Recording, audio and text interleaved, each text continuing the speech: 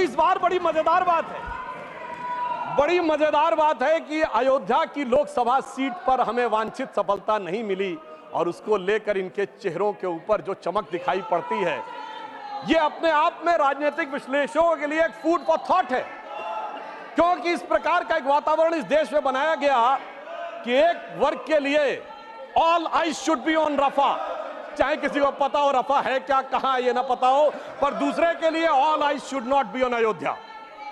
परंतु मैं ये भी बताना चाहता हूं सभापति महोदय, ये लोग समझ नहीं पाए। अयोध्या में जब हमें वांछित सफलता नहीं मिली तो हमारे विरोधी बता क्या रहे हैं? देखिए साहब, आप अयोध्या हार गए, बस्ती हार गए, प्रयागराज हार गए, चित्रकूट हार गए, नासिक, रामटेक और रामेश्वरम, यानी भगवान राम से जुड़े सारे स्थलों के बारे में बता रहे हैं कि यहां भारतीय जनता पार्टी को वास्तविक, जैसे कई तो ऐसी सीटें थी, रामेश्वरम कभी नहीं जीते थे। परंतु महोदय मैं कह रहा हूं, ये समझ नहीं पाए प्रभु की लीला क्या है। जो लोग ये कहते थे कि राम हुए नहीं, इसका सबूत दो, वो उत्तर से दक्षिण तक राम से जुड़े स्थानों का सबूत दे रहे हैं कि अयोध्या भी राम से जुड़ी थी, बस्ती भी जुड़ी थी, प्रयागराज भी था, रामटेक भी था, रामेश्वरम भी था। अरे आपको लगता है कि भगवान हमको हरवाने के लिए आए थे? नहीं, आपको अपना अस्तित्व मनवाने के लिए आए थे। और मैं ये भी बताना चाहता हूं महोदय, रामचरितमानस और रामायण में भी उल्लेख है कि एक बार नागपाश भगवान राम को भी लगा था और नागपाश लगने के कारण एक मूर्छा आ गई थी और तब राम विरोधी दल में बड़ी खुशियां छा गई थी, मगर वो प्रभु की लीला का हिस्सा था, सिर्फ हनुमान जी को अपनी शक्ति याद दिलाने के लिए। और ऐसा पहली बार नहीं हो रहा है, ऐसा पहली बार नहीं हो रहा है सभापति महोदय। आज से 30 साल पहले मुझे याद है उत्तर प्रदेश में जब समाजवादी पार्टी और कांग्रेस सबने मिलकर सरकार बनाई थी, सपा बसपा और कांग्रेस आई ने मिलकर, तब एक नारा लगा था कि मिले मुलायम काशीराम, हवा में उड़ गए जय श्री राम। मगर हम तब भी नहीं डिगे थे और जो हवा में उड़ाने की बात कर रहे थे, 3 साल में हमने केंद्र में सरकार बना के दिखा दी थी और उत्तर प्रदेश में भी सरकार बनी थी। अरे अब तो इतना अंतर आया है, तब आप हवा में उड़ाने की बात कर रहे हैं, अब आप एक एक स्थान को बता रहे हैं। आप निश्चित रहिए, जिसे एक हम लोग जो प्रसिद्ध भजन सुनते थे उसमें यह कहा गया है, जो हनुमान जी का प्रसिद्ध भजन है कि रावण युद्ध अजान कियो तब नाग की फांस सबे सिर डारो।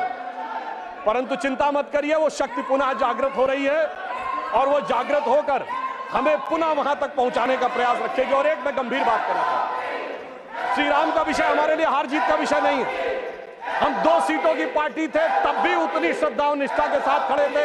हम 86 सीट पे भी वैसे ही खड़े थे, 120 पे वैसे ही खड़े थे, 182 पे वैसे ही खड़े थे, 282 पे वैसे ही खड़े थे, 303 पर वैसे ही खड़े और 240 पर भी वैसे ही खड़े हुए हैं। आपके लिए चुनावी हार जीत का विषय होगा, हमारे लिए चुनावी हार जीत का विषय नहीं है।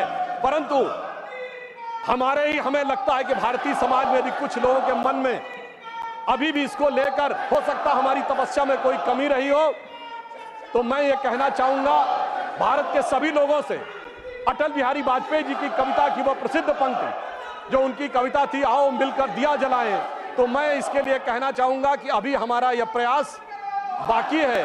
तो एक पंक्ति उनकी मैं कोट करना चाहता हूं जो आज की परिस्थितियों में बहुत समीचीन लगती है कि आहुति बाकी यज्ञ अधूरा, आहुति बाकी यज्ञ अधूरा, अपनों के विघ्नों ने घेरा, अंतिम जय का वज्र बनाने नवदधीच हड्डियां गलाएं, आओ मिलकर दिया जलाएं।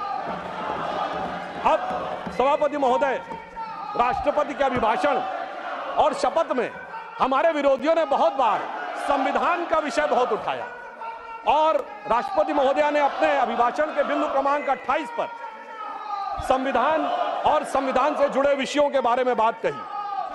मगर महत्वपूर्ण बात यह है सभापति महोदय कि संविधान इस देश के लिए कितना महत्वपूर्ण है और इन लोगों ने अपने समय में संविधान में क्या किया और किस भावना से प्रेरित किया, मैं 3 उदाहरणों के कंपैरिजन से बताना चाहता हूं सभापति महोदय। सितंबर 1934 में नाजी पार्टी का न्यूरमबर्ग में कन्वेंशन हुआ, जिसमें नाजियों की बड़ी प्रसिद्ध film Triumph of the will का मंचन हुआ और उस मंचन के बाद हिटलर के राइट हैंड आदमी रुडोल्फ हेस ने नारा लगवाया था, Hitler is Germany and Germany is Hitler. और ठीक वही नारा 1976 में कांग्रेस के देवकांत बरुआ जो राष्ट्रीय अध्यक्ष थे उन्होंने लगाया, India is Indira and Indira is India. यानी सोचिए कि ये किन विचारों से प्रेरित थे और संविधान कितने बड़े खतरे में था। मैं दूसरा उदाहरण देना चाहता हूं। 26 अप्रैल 1942 को जर्मनी की संसद रीस्टैग को संबोधित करते हुए हिटलर ने कहा जजों को कि जो जज आज के युग की आवश्यकता नहीं समझते, मैं इंटरवीन भी करूंगा, उनको सुपरसीड भी करूंगा और उन्हें पद से भी हटाऊंगा। और ठीक यही काम 24 अप्रैल 1973 को श्रीमती इंदिरा गांधी ने किया जब उन्होंने जजेस को सुपरसीड किया और कमिटेड जुडिशरी की बात कही।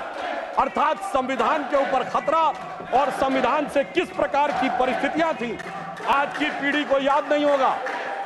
38वां और 39वां संविधान संशोधन के द्वारा न्यायिक समीक्षा के अधिकार को समाप्त कर दिया गया, यानी कोई जुडिशरी इस बात पे कोई टिप्पणी नहीं कर सकती है। वो लोग आकर आज कहते हैं कि वो संविधान की रक्षा करने वाले हैं। और मैं यह भी याद दिलाना चाहता हूं, श्री जॉर्ज फर्नांडिस जी जैसे नेता को हाथ में हथकड़ी लगाकर सड़क के ऊपर चलाया गया, वो लोग आज कहते हैं कि इनको संविधान की रक्षा करने की आवश्यकता है।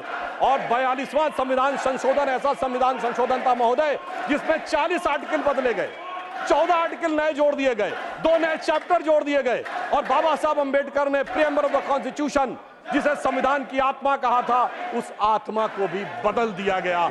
वो लोग आज कहते हैं और आज प्रेस की स्वतंत्रता की बात कहते हैं। उस समय जो अखबार छपते थे तो पीआईबी को एक लाइन वेट करानी पड़ती थी पीआईबी से, तब जाके समाचार पत्र में कुछ छपता था। और जिसके लिए उस जमाने में एक मशहूर शेर बोला गया था। आप सबको पता होगा कि उर्दू के बड़े प्रसिद्ध शायर गालिब हुए हैं, मीर तकी मीर हुए हैं, शेख मोहम्मद इब्राहिम जोक हुए हैं। तो लोगों ने दिल से दुखी होकर कहा था कि अब तो गालिब जोक साहिर मीर सरकारी, अब तो गालिब जोक साहिर मीर सरकारी, शायरी की हो गई तासीर सरकारी। महोदय मगर इतना ही नहीं था, यह सिर्फ इमरजेंसी का विषय नहीं था। मैं याद दिलाना चाहता हूं जब जब ये सत्ता में आए संविधान खतरे में आया। श्री राजीव गांधी जी जब सत्ता में आए और सर्वोच्च न्यायालय ने एक निर्णय दिया और वो निर्णय शरिया के विरुद्ध नजर आया, तो इस देश की संसद ने सर्वोच्च न्यायालय के निर्णय को रौंद कर शरिया को संविधान से ऊपर कर दिया। संविधान खतरे में था और तब हमने उसका विरोध किया। मैं विनम्रता से पूछना चाहता हूं, दुनिया में कोई एक सेकुलर देश बताइए जहां शरिया संविधान से ऊपर होता हो। यह सिर्फ हमारे देश में था और संविधान सबसे बड़े खतरे में था। अब मैं दूसरी बात बताना चाहता हूं। 1992 में पीवी नरसिम्हा राव जी के समय में ढांचा गिरने पर हमारी उत्तर प्रदेश की सरकार बर्खास्त कर दी गई। समझ में आता है, भाजपा की सारी सरकारें बर्खास्त कर दी गई। किस आधार पर? संविधान खतरे में था। 1994 झारखंड मुक्ति मोर्चा रिश्वत कांड, जिसमें यह साबित हो गया कि झारखंड मुक्ति मोर्चा के 3 सांसदों ने पैसा लेकर कांग्रेस की सरकार को बचाया है। उस समय जुडिशियल इम्यूनिटी थी, अब कोर्ट ने उसको हटाया है। संविधान खतरे में था। जब जब ये सत्ता में आते हैं संविधान खतरे में आता है। और सभापति महोदय, अब मैं ये कहना चाहूंगा, जब मनमोहन सिंह जी की सरकार आई, मैं देश की प्रबुद्ध जनता से पूछना चाहता हूं, ये बताइए देश की सर्वोच्च एग्जीक्यूटिव बॉडी क्या है संविधान के हिसाब से? Union cabinet. ये यूनियन कैबिनेट के ऊपर नेशनल एडवाइजरी काउंसिल किसने बनाई? ये संविधान को खतरे में डालना नहीं था क्या? संविधान खतरे में था। और ये बताइए नेशनल एडवाइजरी काउंसिल के चेयरमैन को कैबिनेट का रैंक था और वो रैंक असंवैधानिक था। लोगों को याद नहीं होगा, मार्च 2006 में श्रीमती सोनिया गांधी जी को ऑफिस ऑफ प्रॉफिट के मुद्दे के ऊपर इस्तीफा देना पड़ा था क्योंकि वह पद असंवैधानिक था। और यह भी याद होना चाहिए, इसी सदन के सदस्य हैं जय बच्चन जी को पहले इस्तीफा दिलवाया गया, उस चक्कर में खुद भी इस्तीफा देना पड़ गया था।